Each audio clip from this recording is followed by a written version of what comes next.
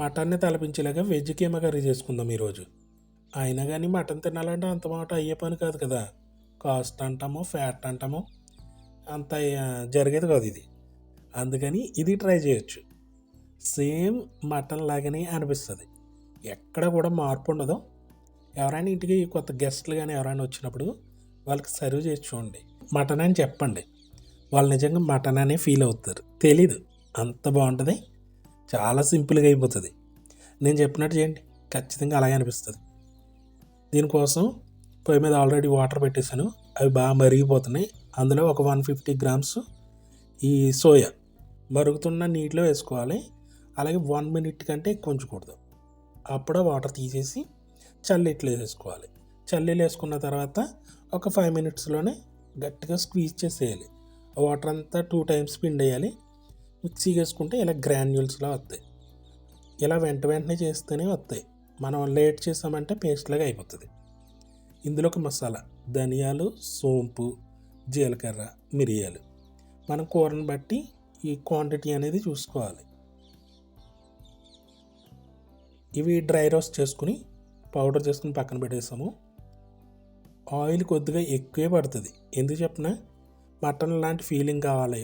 పైగా సోయా ఏమో ఎక్కువ అబ్జర్వ్ చేసుకుంటుంది ఆయిల్ని, అందుకని కొద్దిగా ఆయిల్ ఎక్కువ వేసుకుంటేనే టేస్ట్ ఉంటుంది.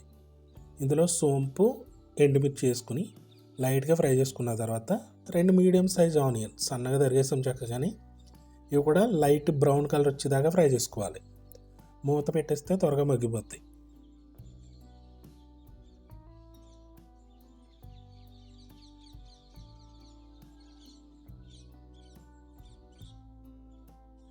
ఇప్పుడు ఫ్రెష్గా దంచుకున్న అల్లం వెల్లుల్లి పేస్ట్, ఇది కూడా పచ్చివాసన పోయేలా ఫ్రై చేసుకుని 2 మీడియం సైజ్ టమాటో బాగా చిన్నగా కోసాము, త్వరగా మగ్గిపోతాయి.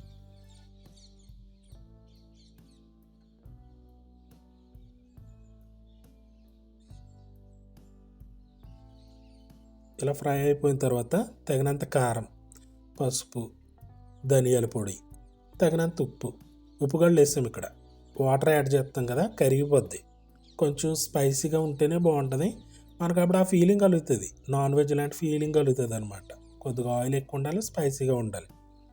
కారం పచ్చివాసన పోయేలా ఫ్రై చేసుకున్న తర్వాత కొద్దిగా వాటర్ ఇలా ఉల్లిపాయలు ములిగేలా వేసుకోవాలి, అంతే. ఒక 2 నిమిషాలు చక్కగా బబుల్స్ వచ్చేస్తాయి.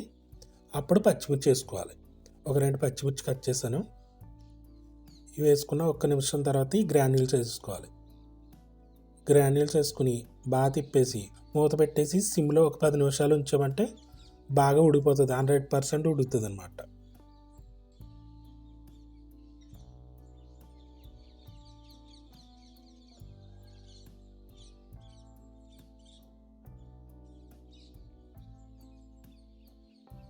ఇప్పుడు మూత తీసేసి ధనియాల పొడి నూరుకున్నాం కదా, అది వేసుకుని కొద్దిగా మటన్ మసాలా పౌడర్ వేసుకోవాలి.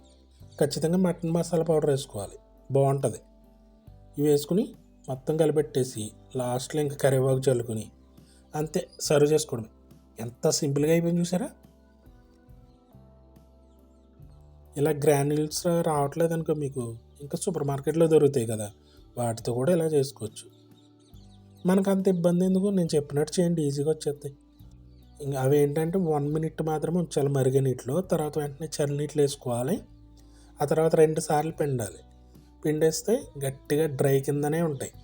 ఆ తర్వాత మిక్సీకి వేసుకుని పల్సిస్తూ వేయాలి, అప్పుడే అవుతుంది. అలాగే 2-3 సార్లు చేస్తే అయిపోతుంది. ఇంకా అదే పనిగా ఇచ్చామనుకో మెత్తగా పేస్ట్లా తయారవుతుంది. లేదు ఇంకా రావట్లేదు అలా అనిపిస్తే ఇంకా గ్రాన్యూల్స్ తెచ్చుకుని మార్కెట్ నుంచి చేసుకోవడం. నిజంగా మటన్ లాగానే అనిపిస్తుంది. ఎంత బాగుందో తెలుసా, రోటీ, చపాతీ ఎందులో అయినా కూడా సూపర్గా ఉంటుంది. ఆయిల్ మాత్రం ఖచ్చితంగా కొద్దిగా ఎక్కువే పడుతుంది. మసాలా కూడా కొంచెం ఎక్కువ వేసుకోవాలి, అప్పుడు బాగుంటుంది.